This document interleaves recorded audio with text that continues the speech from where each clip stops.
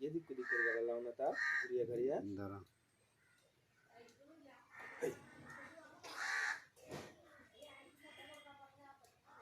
ও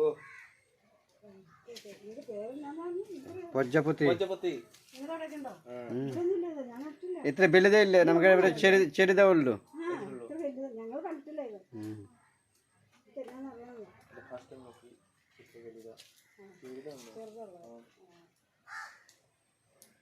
প্রজাপতিটা গেলাম না